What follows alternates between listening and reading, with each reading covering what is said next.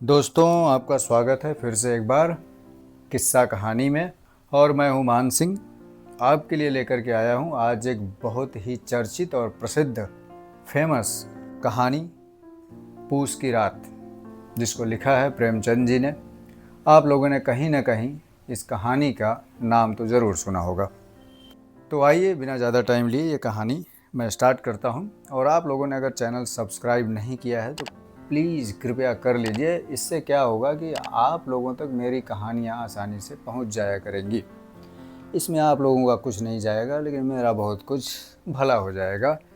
और आप लोगों को कहानी अच्छी लगती है तो इसको शेयर भी कर दिया करिए, क्योंकि आजकल लोगों के पास टाइम नहीं है कि वो चलते फिरते या इस बिजी माहौल में कोई चीज़ बैठकर देख सकें। तो क्या करते हैं, कानों में लगा करके सुनते हुए अपना काम भी कर लेते हैं। तो ऐसे कहानियाँ सुनना बहुत लोगों को पसंद है। तो अगर आप अपने अगल बगल या अपने जानने वालों को शेयर करेंगे तो शायद उनको पसंद आए। तो शेयर भी कर दिया करो यारों। तो आइए फिर स्टार्ट करते हैं पूस की रात। हल्कू ने आकर स्त्री से कहा, सहना आया है, लाओ जो रुपए रखे हैं उसे दे दूं, किसी तरह गला तो छूटे। मुन्नी झाड़ू लगा रही थी, पीछे फिरकर बोली, 3 ही रुपए तो हैं, दे दोगे तो कंबल कहाँ से आएगा? माघ पूस की रात हार में कैसे कटेगी? उसे कह दो फसल पर रुपए दे देंगे, अभी नहीं है। हल्कू एक क्षण अनिश्चित खड़ा रह गया। पूस सिर पर आ गया। कंबल के बिना हार में रात को वो किसी तरह नहीं सो सकता। मगर सहना मानेगा नहीं, घुड़किया जमाएगा, गालियां देगा। बला से जाड़ों में मरेंगे, बला तो सिर से टल जाएगी। ये सोचता हुआ वो अपना भारी भरकम डील डौल लिए हुए, जो उसके नाम को झूठा सिद्ध करता था, स्त्री के समीप आ गया और खुशामद करके बोला, ला दे दे, गला तो छूटे, कंबल के लिए कोई दूसरा उपाय सोचूंगा। मुन्नी उसके पास से दूर हट गई और आंखें तैरती हुई बोली, कर चुके दूसरा उपाय? जरा सुनो, कौन सा उपाय दूसरा करोगे? कोई खैरात दे देगा कंबल? न जाने कितना बाकी है, जो किसी तरह चुकने में ही नहीं आती। मैं कहती हूँ, तुम क्यों नहीं खेती छोड़ देते, मर मर कर काम करो, उपज हो तो बाकी दे दें। चलो छुट्टी हुई, बाकी चुकाने के लिए ही तो हमारा जन्म हुआ है। पेट के लिए मजूरी करो, ऐसी खेती से बाज आए। मैं रुपए ना दूंगी, कह देती ना दूंगी। हल्कू उदास होकर बोला, तो क्या गाली खाऊं? मुन्नी ने तड़प कर कहा, गाली क्यों देगा? क्या उसका राज है? मगर ये कहने के साथ ही उसकी तनी हुई भौहें ढीली पड़ गई। हल्कू के उस वाक्य में जो कठोर सत्य था, वो मानो एक भीषण जंतु की भांति उसे घूर रहा था। उसने जाकर आले पर से रुपए निकाले और लाकर हल्कू के हाथ पर रख दिए। फिर बोली, तुम छोड़ दो अब की से खेती। मजूरी में सूख में एक रोटी खाने को तो मिलेगी, किसी की धौंस तो न रहेगी। अच्छी खेती है, मजूरी करके लाओ, वो भी उसी में झोंक दो, उस पर ये धौंस। हल्कू ने रुपए लिए और इस तरह बाहर चला गया, मानो अपना हृदय निकाल कर देने जा रहा है। उसने मजूरी से एक एक पैसा काटकर 3 रुपए कंबल के लिए जमा किए थे। वे आज निकले जा रहे थे। एक एक पग के साथ उसका मस्तक अपनी दीनता के भार से दबा जा रहा था। पूस की अंधेरी रात, आकाश पर तारे ठिठुरते हुए मालूम होते थे। हल्कू अपने खेत के किनारे ऊख के पत्तों की छतरी के नीचे बांस के खटोले पर अपनी पुराने गाढ़े की चद्दर ओढ़े पड़ा कांप रहा था। खाट के नीचे उसका संगी कुत्ता जबरा पेट के मुंह डाले सर्दी में कूं कूं कर रहा था। 2 में से एक को भी नींद ना आ रही थी। हल्कू ने घुटनियों को गर्दन में चिपकाते हुए कहा, क्यों जबरा, जाड़ा लगता है? कहता तो था घर में पुआल पर लेटा रहे, तो यहाँ क्या लेने आए थे? अब खाओ ठंड, मैं क्या करूं? जानते थे मैं यहाँ हलवा पूरी खाने आ रहा हूँ? दौड़े दौड़े आगे आगे चले आए, अब रहो नानी के नाम को। जबरा ने पड़े पड़े दुम हिलाई और अपनी कूं कूं की दीर्घ बनाता हुआ एक बार जम्हाई लेकर चुप हो गया। उसकी श्वान बुद्धि ने शायद ताड़ लिया, स्वामी को मेरी कूं कूं से नींद ना आ रही है। हल्कू ने हाथ निकालकर जबरा की ठंडी पीठ सहलाते हुए कहा, कल से मत आना मेरे साथ, नहीं तो ठंडे हो जाओगे। ये रांड पछुआ न जाने कहाँ से बर्फ़ लिए आ ही रही है। उठूं फिर एक चिलम भरूं, किसी तरह रात तो कटे, 8 चिलम तो पी चुका। ये खेती का मज़ा है, और एक एक भाग्यवान ऐसे पड़े हैं जिनके पास जाड़ा जाए तो गर्मी से घबरा कर भागे। मोटे मोटे गद्दे, लिहाफ, कंबल, मजाल है जाड़े का गुजर हो जाए। तकदीर की खूबी है, मजूरी हम करें, मज़ा दूसरे लूटें। हल्कू उठा और गड्ढे में से जरा सी आग निकाल कर चिलम भरी। जबरा भी उठ बैठा। हल्कू ने चिलम पीते हुए कहा, पिएगा चिलम? जाड़ा तो क्या ही जाता है, हाँ जरा मन बहल जाता है। जबरा ने उसके मुंह की ओर प्रेम से छलकती हुई आंखों से देखा। हल्कू, आज और जाड़ा खा ले, कल से मैं यहाँ पुआल बिछा दूंगा, उसी में घुसकर बैठना, तब जाड़ा न लगेगा। जबरा ने अपने पंजे उसकी घुटनियों पर रख दिए और उसके मुंह के पास अपना मुंह ले आया। हल्कू को उसकी गर्म सांस लगी। चिलम पीकर हल्कू फिर लेटा और निश्चय करके लेटा कि चाहे कुछ भी हो, अब की सो जाऊंगा। पर एक ही क्षण में उसके हृदय में कंपन होने लगा। कभी इस करवट लेटता, कभी उस करवट, पर जाड़ा किसी पिशाच की भांति उसकी छाती को दबाए हुए था। जब किसी तरह न रहा गया तो उसने जबरा को धीरे से उठाया और उसके सिर को थपथपाकर अपनी गोद में सुला लिया। कुत्ते की देह से जाने कैसे दुर्गंध आ रही थी, पर वो उसे अपनी गोद में चिपटाए हुए ऐसे सुख का अनुभव कर रहा था जो इधर महीनों से उसे न मिला हो। जबरा शायद ये समझ रहा था कि स्वर्ग यही है, और हल्कू की पवित्र आत्मा में से उस कुत्ते के प्रति घृणा की गंध तक न थी। अपने किसी अभिन्न मित्र या भाई को भी वो इतनी तत्परता से गले लगाता। वो अपनी दीनता से आहत न था जिसने आज उसे इस दशा में पहुंचा दिया। नहीं, इस अनोखी मैत्री ने जैसे उसकी आत्मा के सब द्वार खोल दिए थे और उनका एक एक अणु प्रकाश में चमक रहा था। सहसा जबरा ने किसी जानवर की आहट पाई। इस विशेष आत्मीयता ने उसमें एक नई स्फूर्ति पैदा कर दी थी, जो हवा के ठंडे झोंकों को तुच्छ समझती थी। वो झटपट उठा और छतरी के बाहर आकर भौंकने लगा। हल्कू ने उसे कई बार पुचकार कर बुलाया, पर वो उसके पास न आया।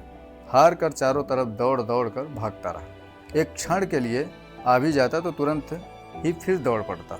कर्तव्य हृदय में अरमान की भांति उछल रहा था। 1 घंटा और गुजर गया।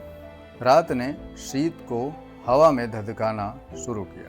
हल्कू उठ बैठा और दोनों घुटने को छाती से मिलाकर सिर को उसमें छिपा लिया। फिर भी ठंड कम ना हुई। ऐसा जान पड़ता था सारा रक्त जम गया है, धामनियों में रक्त की जगह हिम बह रहा है। उसने झुककर आकाश की ओर देखा। अभी कितनी रात बाकी है। सप्तर्षि अब भी आकाश में आधे भी नहीं चढ़े, ऊपर आ जाएंगे, तब कहीं सवेरा होगा। अभी पहर से ऊपर रात है। हल्कू के खेत से कोई एक गोली के टप्पे पर आमों का एक बाग था। पतझड़ शुरू हो गई थी। बाग में पत्तियों का ढेर लगा हुआ था। हल्कू ने सोचा, चलकर पत्तियां बटोरूं और उन्हें जलाकर खूब तापूं। रात को कोई मुझे पत्तियां बटोरते देखे तो समझे कोई भूत है, कौन जाने कोई जानवर ही छिपा बैठा हो। मगर अब तो बैठे नहीं रहा जाता। उसने पास के अरहर के खेत में जाकर कई पौधे उखाड़ लिए और उनका एक झाड़ू बनाकर हाथ में सुलगता हुआ उपला लिए बगीचे की तरफ चला। जबरा ने उसे आते देखा तो पास आया और दुम हिलाने लगा। हल्कू ने कहा, अब तो रहा नहीं जाता जबरू, चलो बगीचे में पत्तियां बटोर कर तापें, टाटे हो जाएंगे तो फिर आकर सोएंगे, अभी तो बहुत रात है। जबरा ने कूं कूं करके सहमति प्रकट की और आगे आगे बगीचे की ओर चला।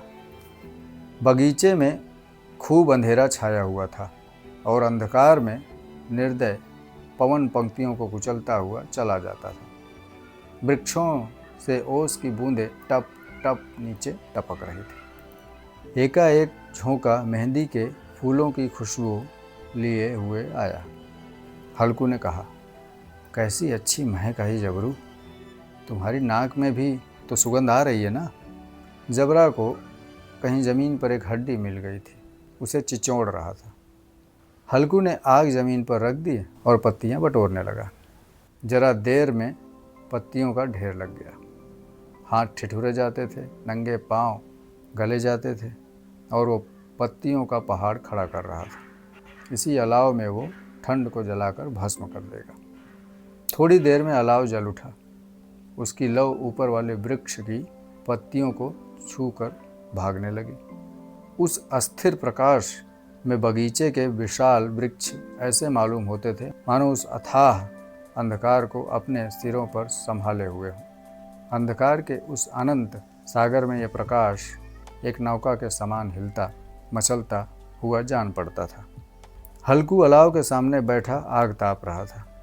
एक क्षण में उसने दोहर उतार कर बगल में दबा ली और दोनों पांव फैला लिए, मानो ठंड को ललकार रहा हो। तेरे जी में जो आए सो कर। ठंड की असीम शक्ति पर विजय पाकर वो विजय गर्व को हृदय में छिपा न सकता था। उसने जबरा से कहा, क्यों जबरा, अब ठंड नहीं लग रही है? जबरा ने कूं कूं करके मानो कहा, अब क्या ठंड लगती ही रहेगी, पहले से ये उपाय न सूझा? नहीं, इतनी ठंड क्यों खाते? जबरा ने पूंछ हिलाई। अच्छा आओ, इस अलाव को कूद कर पार करें, देखें कौन निकल जाता है। अगर जल गए बच्चा तो मैं एक दवा न करूँगा। जबरा ने उस अग्नि राशि की ओर कातर नेत्रों से देखा। मुन्नी से कल न कह देना, नहीं तो लड़ाई करेगी। ये कहता हुआ वो उछला और उस अलाव के ऊपर से साफ निकल गया। पैरों में जरा लपट लगी, पर वो कोई बात नहीं थी। जबरा आग के गिर्द घूमकर उसके पास आकर खड़ा हुआ। हल्कू ने कहा, चलो चलो, इसकी सही नहीं, ऊपर से कूद कर आओ। वो फिर कूदा और अलाव के इस पार आ गया। पत्तियां जल चुकी थी। बगीचे में फिर अंधेरा छाया था। राख के नीचे कुछ कुछ आग बाकी थी, जो हवा का झोंका आ जाने पर जाग उठती थी, पर एक क्षण में फिर आंखें बंद कर लेती थी। हल्कू ने फिर चादर ओढ़ ली और गर्म राख के पास बैठा एक गीत गुनगुनाने लगा। उसके बदन में गर्मी आ गई थी। ज्यों-ज्यों शीत बढ़ती जाती थी, उसे आलस से दबा लेता था। जबरा जोर से भौंक कर खेत की ओर भागा। हल्कू को ऐसा मालूम हुआ कि जानवरों का एक झुंड उसके खेत में आ गया है। शायद नीलगायों का झुंड था। उसने कूदने दौड़ने की आवाज़ें साफ कान में सुनी थी। फिर ऐसा मालूम हुआ कि वो खेत में चर रही हैं। उनके चरने की आवाज़ चर चर सुनाई देने लगी। उसने दिल में कहा, नहीं, जबरा के होते कोई जानवर खेत में नहीं आ सकता। नोच ही डाले, मुझे भ्रम हो रहा है। कहाँ, अब तो कुछ सुनाई नहीं देता। मुझे भी कैसा धोखा हुआ। उसने ज़ोर से आवाज़ लगाई, जबरा जबरा। जबरा भौंकता रहा, उसके पास ना आया। फिर खेत में चरे जाने की आहट मिली। अब वो अपने को धोखा ना दे सका। उसे अपनी जगह से हिलना जहर लग रहा था। कैसा दंदाया हुआ था इस जाड़े पाले में खेत में जाना, जानवरों के पीछे दौड़ना। असहा जान पड़ा। वो अपनी जगह से ना हिला। उसने ज़ोर से आवाज़ लगाई, लियो लियो लियो। जबरा फिर भौंक उठा। जानवर खेत चर रहे थे, फसल तैयार है। कैसी अच्छी खेती थी, पर यह दुष्ट जानवर उनका सर्व नाश किए डालते हैं। हल्कू पक्का इरादा करके उठा और 2-3 कदम चला। एकाएक हवा का ऐसा ठंडा चुभने वाला बिच्छू के डंक सा झोंका लगा। वो फिर बुझते हुए अलाव के पास आकर बैठा और राख को कुरेद कर अपनी ठंडी देह को गरमाने लगा। वो उसी राख के पास गर्म ज़मीन पर चादर ओढ़कर सो गया। जबरा अपना गला फाड़े डालता था। नीलगायें खेत का सफाया किए डालती थी और हल्कू गर्म राख के पास शांत बैठा हुआ था। अकर्मण्यता ने रस्सियों की भांति उसे चारों तरफ से जकड़ रखा था। उसी राख के पास गर्म ज़मीन पर वो चादर ओढ़कर सो गया। सवेरे जब उसकी नींद खुल गई तब चारों तरफ धूप फैल गई थी और मुन्नी कह रही थी कि आज सोते ही रहोगे, तुम यहाँ आकर रम गए और उधर सारा खेत चौपट हो गया। हल्कू ने उठकर कहा, क्या तू खेत से होकर आ रही है? मुन्नी बोली, हाँ, सारे खेत का सत्यानाश हो गया है। भला ऐसा भी कोई सोता है? तुम्हारे यहाँ मड़ैया डालने से क्या हुआ?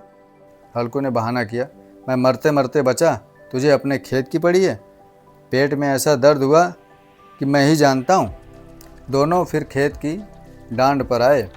देखा, सारा खेत रौंदा पड़ा हुआ था और जबरा मड़ैया के नीचे चित्त लेटा है, मानो प्राण ही ना हो। दोनों खेत की दशा देख रहे थे। मुन्नी के मुख पर उदासी छाई थी, पर हल्कू प्रसन्न था। मुन्नी ने चिंतित होकर कहा, अब मजूरी करके माल गुजारी भरनी पड़ेगी। हल्कू ने प्रसन्न मुख से कहा, रात की ठंड में यहाँ सोना तो न पड़ेगा।